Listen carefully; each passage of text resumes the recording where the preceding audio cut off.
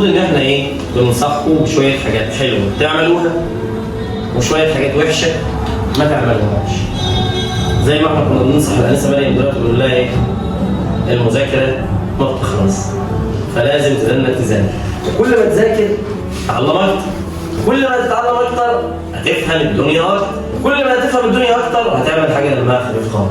هتتعود ان رد فعلك لما حد يجي يحاول يشتمك او يتهجم عليك او كده هيكون رد فعلك جميل خالص، لان مش من المنطقي لما انا اكون انسان ربنا ميزني واكرمني ولقد خلقنا الانسان في احسن تقويم والدنيا زي الفل، وتيجي انا مثلا كلب عضني او هوهو عليا فجاه فانا والكلب ونهوهو على بعض. مش منطقيه صح؟ فعلا عندنا مثلا يقول لك القافله ماشيه والكلاب واقفه جنب القافله بتهوهو. انت هتتعود مع الوقت لما تكون راجل بقى عندك حكمه كده وراجل رزين ان مش مستاهله انك ترد على كل الناس. لما ترد هتتعود انك ترد بالادب، انك تكون سمح الخلق هادي الطبع.